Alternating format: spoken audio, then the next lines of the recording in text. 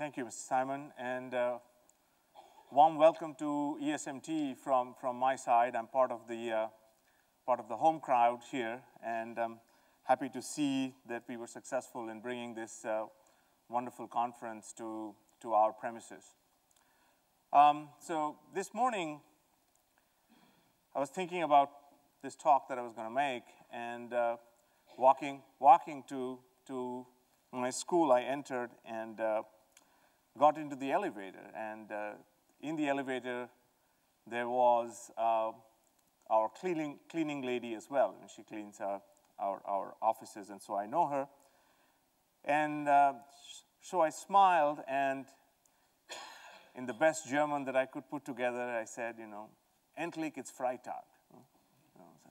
Happy. And then she smiled at me, not, you know, slightly a different smile, more mysterious, I would say. And then she said, yeah, Freitag the 13. You know, so and I was like, maybe she knows I have to give this talk today on Friday the 13th. Global challenges in responsible business. And if you've been following the news, these are some of the headlines that you will see in terms of the world that we inhabit today. These are all taken from very prominent newspapers. It turns out that 13 of the 14 years that we've had in the 21st century have been the hottest years on record, you know, since record keeping began in temperatures. You've probably heard about the book Capital that has been making the circles on bestseller lists everywhere, which makes the case on inequality. So the top 1% of the world's population controls 46% of the world's total wealth, whereas the bottom 50% controls 1% of the total world's wealth. It just doesn't add up. It just doesn't add up. Cities are expected to be flooded. Continents like Bangladesh or countries like Bangladesh are expected to be flooded and disappear within 50 years. So what's the point? So where will business be if we cease to exist as a species and cease to exist, our planet kind of blows up. So clearly we have our work kind of cut out for us. And this has not gone unnoticed. So there has been quite a bit of uproar. And fingers have been pointed essentially at capitalism. So capitalism truly is in crisis. And the thought is that it's not even Wall Street, it's actually capitalism.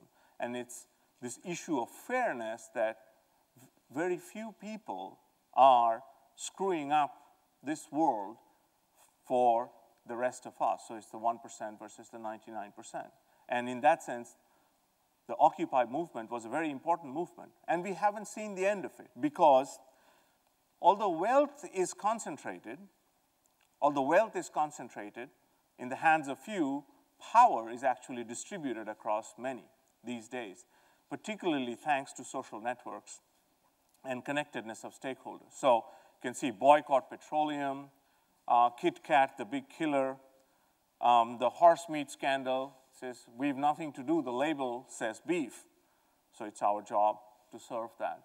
And we will see more of this if business does not respond very, very quickly and very urgently. So what I want to do is I want to lay out 3 or 4 key challenges that we face as a collective. And this is not to point fingers. So I would like to start these conversations by saying we're all alcoholics. And it's time to admit that we're all alcoholics. And let's try to see what we can do about the situation. So there's no finger pointing, but it's a collective responsibility to try and change the situation.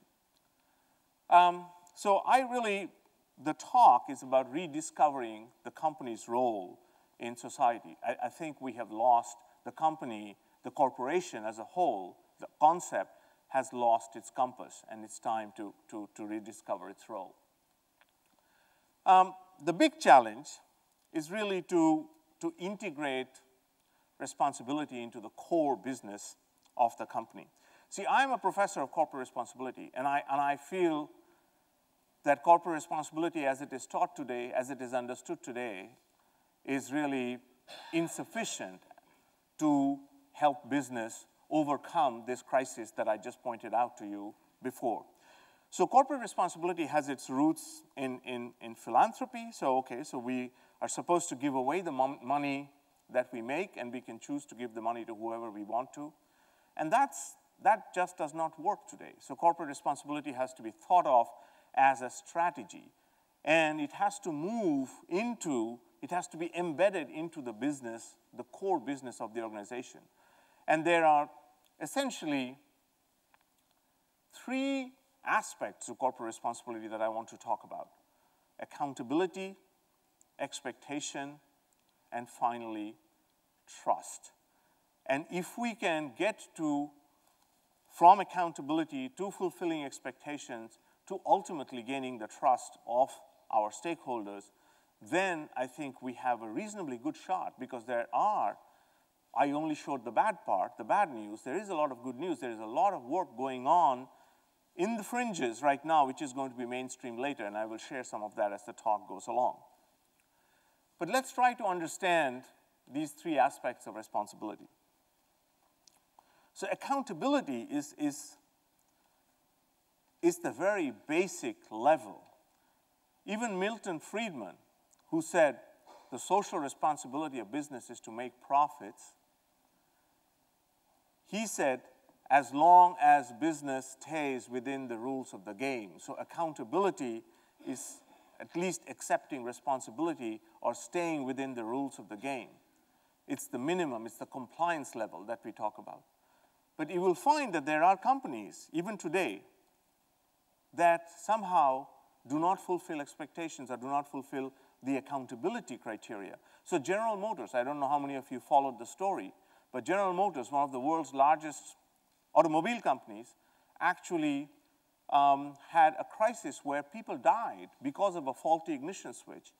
And that was not the bad news. I mean, that was terrible news. But the worst news is that when it got discovered that there were internal memos, emails between managers saying that they actually knew that this was a problem. So you know this is a problem, but you don't fix it. So Rana Plaza, another great example, vivid example, terrible example, where we say, okay, people died, but there are people like H&M and Gap, but they should be held accountable for something like that. And if you follow the news, you will see that, again, there are gaps. So job one is to somehow, anyhow, through regulation, through stakeholder pressure, through whatever the means we have, is to take care of this accountability issue. The second job is more difficult, and the second job is fulfilling expectations. Fulfilling expectations of stakeholders in a canvas which is ever shifting, and we'll go deeper into that a little bit. Traditionally, there were things that were expected of the governments. Governments were expected to care for the common good. It was not the role of corporations. But today, corporations are expected to take care of the common good because governments are way too weak. And we'll see a few examples of that as we go along. But the final goal is, through fulfilling expectations and taking responsibility for whatever you're accountable for, is to gain the trust.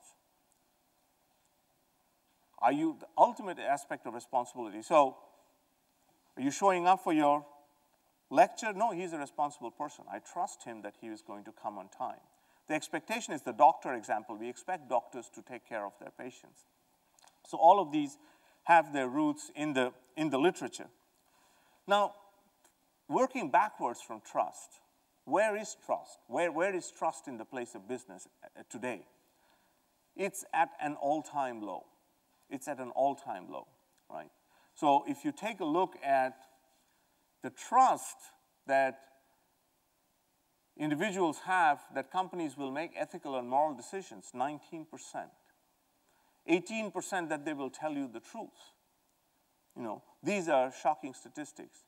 And interestingly, I don't have another chart for this, but the trust goes down as the size of the corporation gets bigger.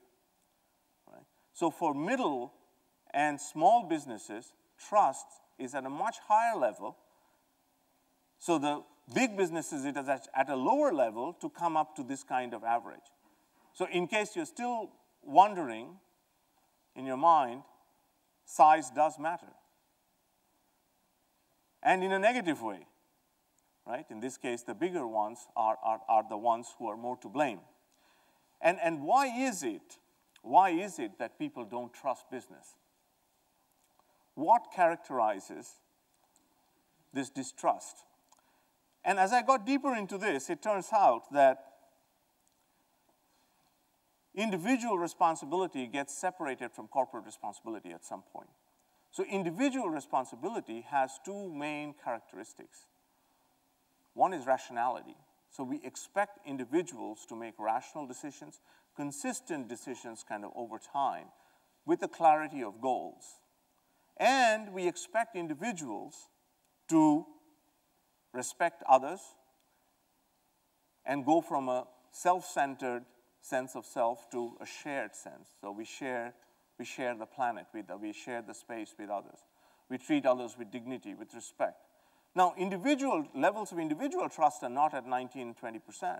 If each of you think about, look around the room and say, do you trust people? You will probably come out at 70, 80, 90%. Yes, we trust most of the people that we deal with.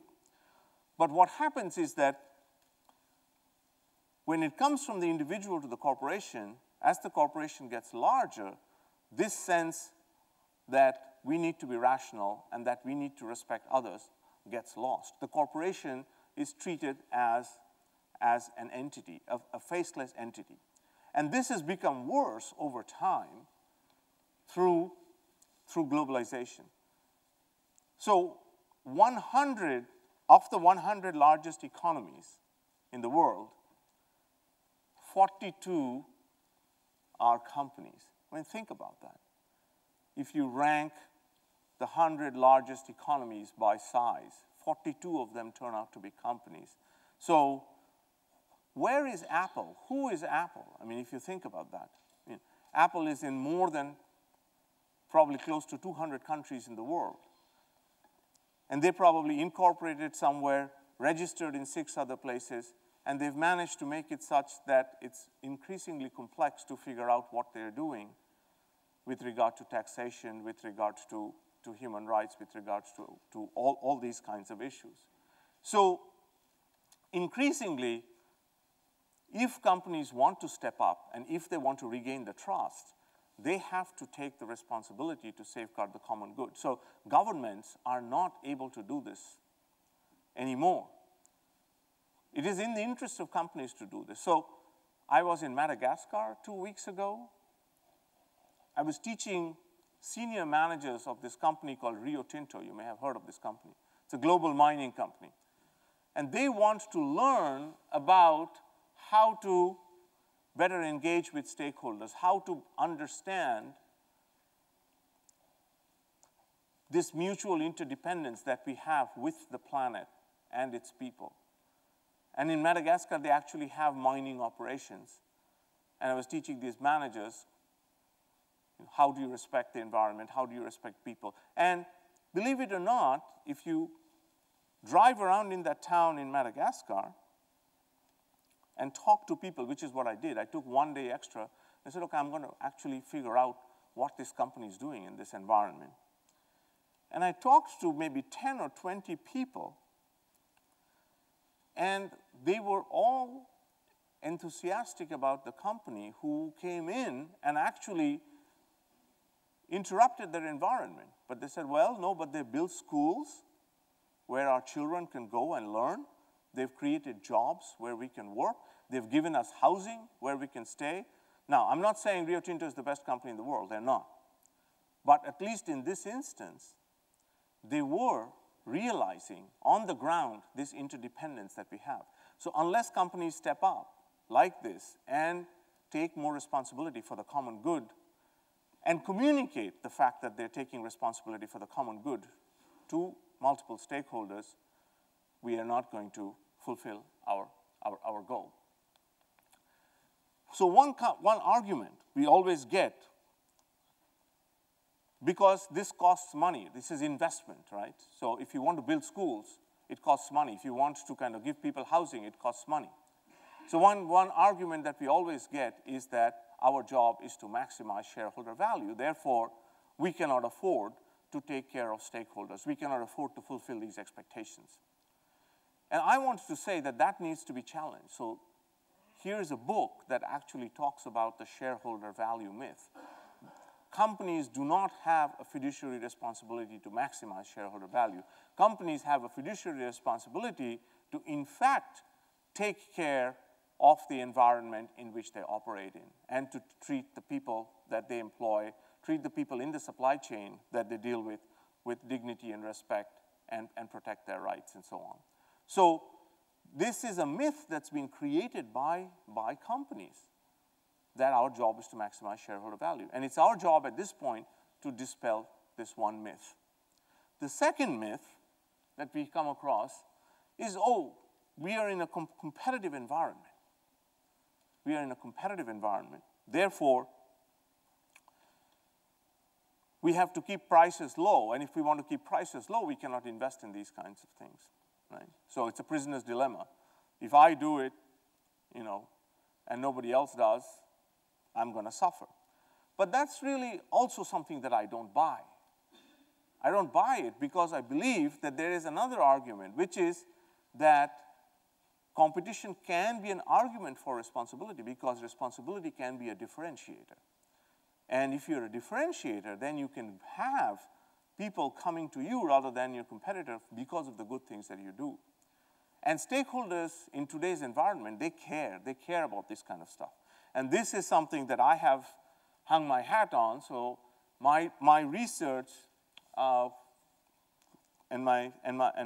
lot of which is described in my book and in several articles, actually shows that there is a sweet spot in this upper right-hand quadrant where you can, in fact, by fulfilling expectations that you have towards your planet and towards your people, you can actually drive business value. There's several articles that I have published and many of you have published. It's not new news. But companies still need to kind of struggle with this. They continue to struggle with this. And it's our job to educate them, right? So of late, I've worked with several companies. So Allianz would be a great example. You know, Allianz came to me and said, help us understand what this corporate responsibility does for our employees, what it does to employee engagement. So we did a study. And it actually shows statistically that engaging, you know, awareness of corporate responsibility and furthermore engagement in the company's corporate responsibility activities drives employee loyalty. It drives positive word of mouth. It drives employee attraction, okay? So more individuals want to work for you. And employees, believe it or not, I mean, here the point to note is that in order to get that business value, you have to be strategic. And this refers to that rationality argument. So strategy means consistency and clarity in decision making. So that's that aspect of rationality of individual responsibility that we need to kind of bring to the corporation. So you have to be strategic. But you can go beyond strategy to one more thing, the fourth P, which I would call purpose. So purpose actually matters to employees. I'm just showing employees, but purpose matters to human beings. So here is a chart from Forbes, where people say that beyond financial security and marriage, the third thing that leads to happiness is a job where I can make an impact, a job where I can make a difference. So it's not talking about money, not talking about maximizing my personal wealth, but a job where I can make an impact. And one of my favorite quotes, which is in my book, is from this gentleman we interviewed who actually sells soap. He's a soap salesman. He says, I don't want to die thinking I've been selling soap all my life. That's not quite what I'm after. So as human beings, we all have this sense of purpose, a higher purpose that we want to achieve. And again, it's up to companies, up to us to motivate companies to go to this higher purpose, right? So one of the main challenges is redefining purpose, to move beyond this sense that I can make money. So I have to move myself beyond my last book. I'm saying that's over. I've done this, and there I showed that good ethics, broadly speaking, corporate responsibility, is good for business. I showed that I have hung my hat on that research now for a long time.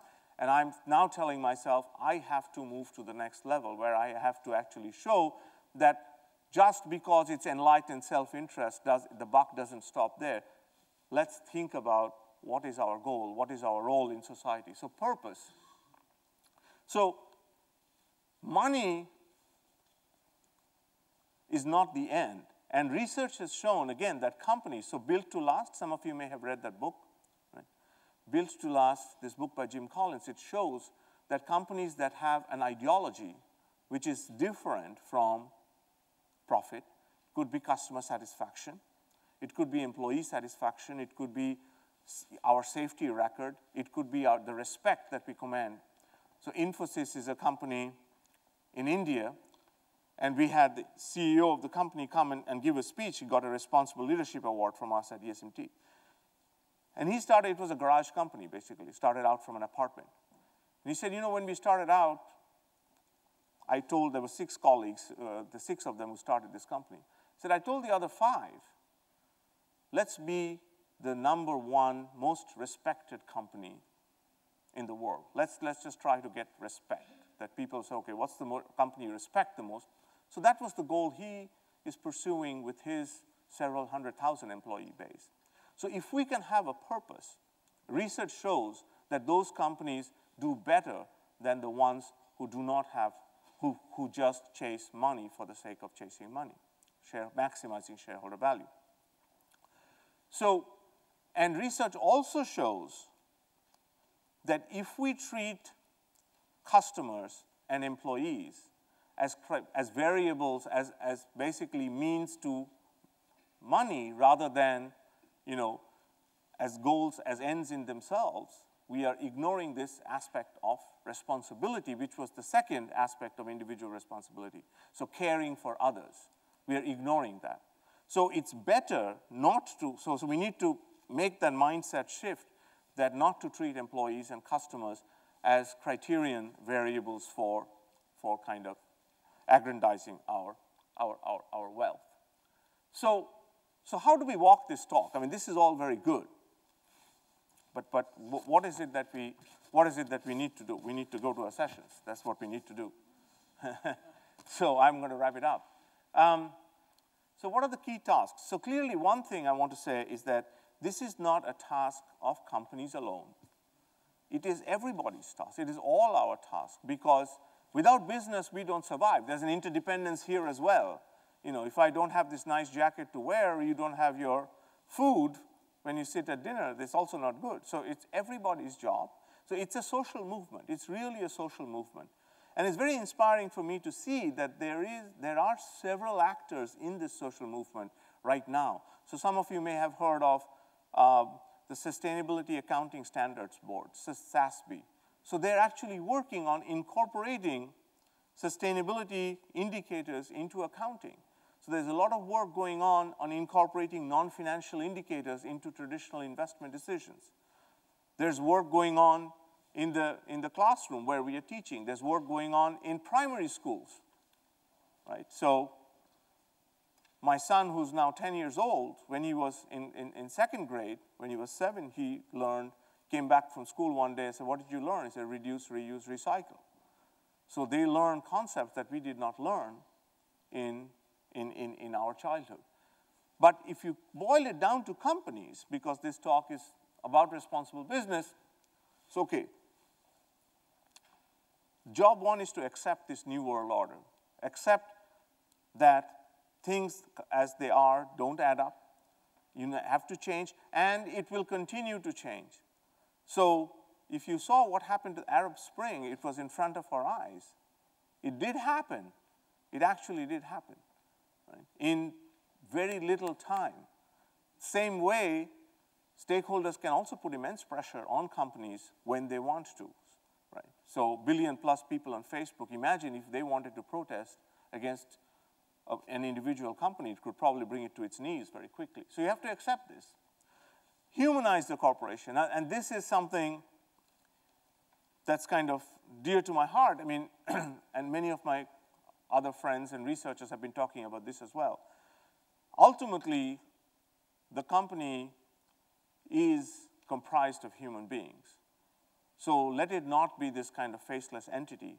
Let it be known that there is a human face to the company, you know, and that has to be permeated at all levels. So institute this idea of conscious leadership. So you've heard of conscious capitalism, inclusive capitalism, sustainable capitalism, all of this, but leadership has to be, so people have to be conscious. So one of the companies I admired in this respect, and I was lucky enough to be with the CEO a few weeks ago, is Unilever. Right? So Paul Pullman, the CEO of Unilever, has basically started with a different purpose. He said that the purpose, and it's very clear, he said our purpose is to increase our business, but at the same time have our environmental footprint by 2020. Sustainability is the purpose of our company. So they have something called the Sustainable Living Plan, which is permeated through the company. So there's leadership at all levels who are instituting measures and processes to kind of live this goal of sustainability. And reassess the time value equation. Again, I mean, Paul Pullman comes to mind, Unilever comes to mind right away. They're one company who have said, we are not going to get into the business of reporting quarterly earnings. We will not report quarterly earnings. You like it, you don't like it, we don't care. We are not the company to run after if you're after quarterly earnings.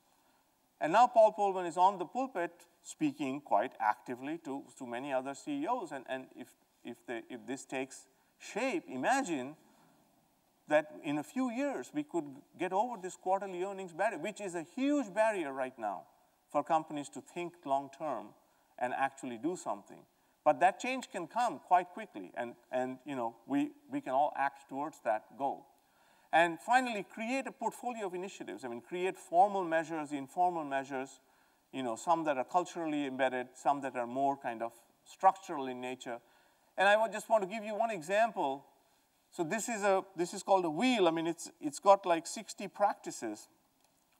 And this is an example from the Network for Business Sustainability out of Canada. They're doing this with lots of companies, where companies shade in kind of to see kind of where are they with respect to these different sustainability practices. And where do they need to put more emphasis? Where do they need to kind of back off? And this is one of the things that I am doing myself with Urs Müller, my colleague, and others in the organization. So we have, at ESMT, I started this thing it's called a Sustainable Business Roundtable. So companies come together, and we actually used that wheel in our last meeting, and it was fascinating to see the results when companies realized where they're weak and where they're strong. But what we do is we host these biannual meetings where we say, okay, the job is just to show how closely sustainability is related to other functions. HR, marketing, sustainability is related to everything. And therefore, it belongs to the center of the organization, which is where I started my talk. So responsibility belongs to the core, not at the periphery. And we provide a platform that combines academic insight. If you want to learn more, there's a fairly well-developed website. And over time, this is our membership. So it started with 6 companies 3 years ago. But now there's like 24 some companies, and some very good ones, as you can see on the list. And if you don't, and if you're from a corporation, if you're from a corporate, and if you don't see your name up there, you need to come talk to me. We can do something about it, right? I hope I'll see you, some of you, in the next room in a few minutes.